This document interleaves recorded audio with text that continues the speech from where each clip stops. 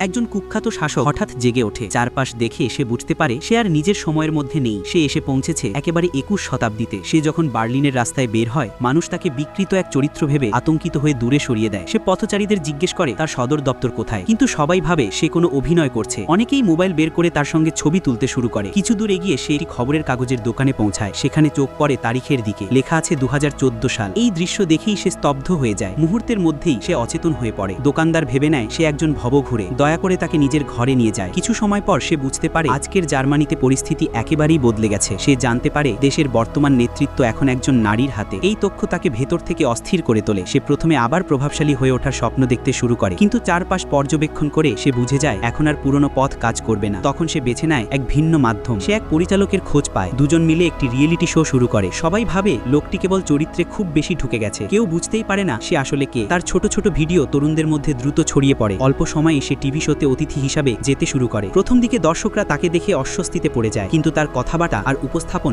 ধীরে ধীরে মানুষকে আকর্ষণ করতে থাকে। রেটিং বাড়তে থাকে। চ্যানেলের পরিচালক তাকে একের পর এক জনপ্রিয় অনুষ্ঠানে ডাকতে থাকে। সে দ্রুত ঘরে ঘরে পরিচিত মুখ হয়ে ওঠে। এরপর সে একটি বইও প্রকাশ করে, মাই স্ট্রাগল এগেইন। বইটি খুব দ্রুত বিক্রি হয়। তার জনপ্রিয়তা আরও বাড়ে। এই সাফল্যের ফলে পরিচালক বিপুল লাভবান হয়। কৃতজ্ঞতা জানাতে একদিন সে ওই লোকটিকে নিজের বাড়িতে আমন্ত্রণ জানায়, কিন্তু পরিচালকের দাদি ছিলেন এক ভয়াবহ যুদ্ধের বেঁচে ফেরা মানুষ। তিনি প্রথম দেখাতেই বুঝে যান তার সামনে দাঁড়িয়ে থাকা লোকটি সাধারণ কেউ নয়। দাদির আচরণ পরিচালকের মনে সন্দেহ তৈরি করে। সে রাতভর খোঁজ চালায়, কোথাও কোনো তথ্য পায় না। পরে সে পুরনো ভিডিওগুলোর সঙ্গে মিলিয়ে দেখে। তখন তার শরীর ঠান্ডা হয়ে যায়। সে বুঝে যায় এই লোকটি সত্যি কোথা থেকে যেন হঠাৎ আবির্ভূত হয়েছে। সে দ্রুত বিষয়টি টিভি স্টেশনের কর্তৃপক্ষকে জানায়, কিন্তু সবাই তাকে বিভ্রান্ত বলে ধরে নেয়। চারপাশে আবার অস্থিরতা ছড়িয়ে পড়ার আশঙ্কা তৈরি হয়। বিষয়টি থামাতে সে ওই লোকটিকে একটি উঁচু ভবনে ডেকে নেয়। সেখানে সে বোঝানোর চেষ্টা করে যেন সে আর কোনো ঝুঁকিপূর্ণ পথে না এগোয়। ঠিক তখনই পরিস্থিতি হঠাৎ নিয়ন্ত্রণের বাইরে চলে যায়। একটি অপ্রত্যাশিত ঘটনা ঘটে, আর সেই মুহূর্তের মধ্যেই সবকিছু থমকে যায়।